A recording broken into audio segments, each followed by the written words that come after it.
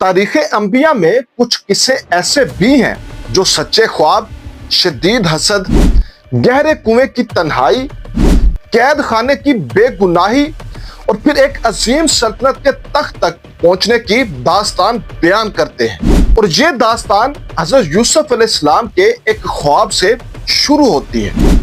अज़ जानिबे बंदे खुदा याकूब बनामे अजीज़े मिस्र।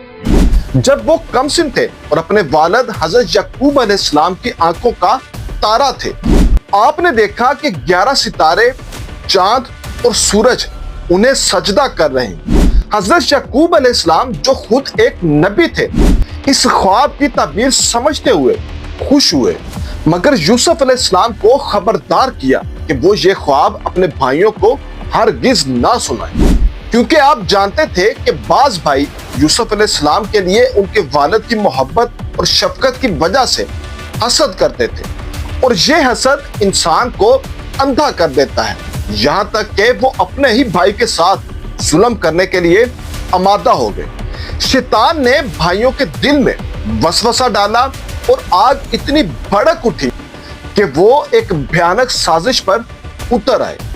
उन्होंने फैसला किया कि वो यूसुफ अलैहिस्सलाम को रास्ते से हटा देंगे और एक दिन वो आपको बहला फुसला कर खेल के बहाने एक वीराने जगह ले गए और निहायत बेरहमी से एक गहरे और तारीक कुएं में डाल दिया।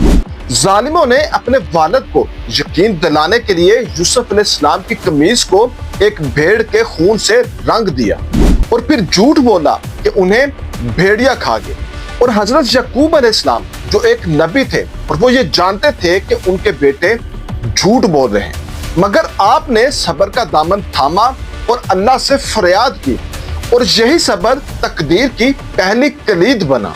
कुएं की गहराई में मुकम्मल तन्हाई में यूसुफ अलैहिस्सलाम ने अल्लाह के साथ ताल्लुक को मजबूत किया, और जहां अल्लाह ने उन पर वही नाज़िल फरमाई और उन्हें तसल्ली भी दी कि एक वक्त आएगा कि जब तुम अपने भाइयों को उनके इस अमल के बारे में बताओगे और वो तुम्हें पहचान नहीं पाएंगे। अल्लाह की तकदीर ने अपना काम शुरू कर दिया और एक काफिला कुएं के करीब आकर ठहर गया।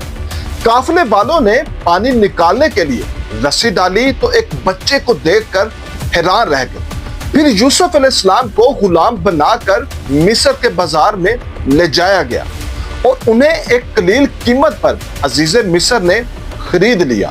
गोया तकदीर उन्हें एक कुएं से निकालकर एक आलीशान महल तक पहुंचा चुकी थी। अजीज़े मिस्र की बीवी जुलेखा ने यूसुफ अलैहिस्सलाम के बेमिसाल हुस्न को देखा तो वो आप पर फरीफ्ता हो गई और उसने यूसुफ अलैहिस्सलाम को गुनाह की दावत दी थी। ये आजमाइश महल में इक़्तिदार और आसाइशों के बीच यूसुफ अलैहिस्सलाम के ईमान के लिए सबसे बड़ा इम्तहान थी। आपने हुस्न ताकत और आसाइशों के इस फरेब को ठुकरा दिया और गुनाह से पनाह मांगते हुए कहा, माज़ अल्लाह, वो मेरा रब है और उसने मुझे बहुत अच्छी तरह रखा है, और बेशक जालिम कभी फलाह नहीं पाते। इफ़्फ़त और ईमान की इस मजबूती के नतीजे में आप पर एक झूठा इल्जाम लग गया और गुनाह से बचने के लिए आपने कैद खाने की सख्ती को महल की अयाशी पर तरजीह दी। महल से निकलकर हजरत यूसुफ अलैहिस्सलाम कैद खाने की तारीकी में पहुंचे, मगर यह जगह भी उनके लिए दावत और तबलीग का मरकज बन गई। कैद खाने में आपको ख्वाबों की ताबीर का खुदा दाद इल्म मिला। दो साथी कैदियों ने आपसे ख्वाबों की ताबीर पूछी और यूसुफ अलैहिस्सलाम ने इस मौके को गनीमत जाना और पहले उन्हें तौहीद की दावत दी और फिर उनके ख्वाबों की दुरुस्त ताबीर भी बताई। एक कैदी को रिहाई की बिशारत मिली तो यूसुफ अलैहिस्सलाम ने उसे नसीहत की कि बादशाह के सामने वो आपकी बेगुनाही का जिक्र करे, मगर तकदीर का खेल अभी बाकी था और वो कैदी ये वादा भूल गया और यूसुफ अलैहिस्सलाम मजीद कई साल तक कैद में ही रहे। फिर एक दिन बादशाह मिस्र ने एक अजीब ख्वाब देखा। 7 मोटी गायें हैं जिन्हें 7 पतली गायें खा रही हैं और 7 हरी बालियां हैं और 7 सूखी। جب کسی مفسر خواب نے بادشاہ کو کوئی اطمینان بخش تعبیر نہ بتائی تو وہ قیدی جسے یوسف علیہ السلام نے رہائی کی تعبیر دی تھی تو اسے آپ کی یاد آئی تو یوسف علیہ السلام نے نہ صرف خواب کی درست تعبیر بتائی بلکہ اس مشکل وقت میں ملک کو قحط سے بچانے کے لیے ایک منصوبہ بھی پیش کیا، مگر آپ نے اپنی بے گناہی ثابت ہونے سے پہلے قید خانے سے نکلنے سے انکار کر دیا۔ جب زلیخا سمیت تمام متعلقہ خواتین نے آپ کی عفت کی گواہی دی تو یوسف علیہ السلام کی بے گناہی ثابت ہوئی اور آپ قید خانے سے نکلے۔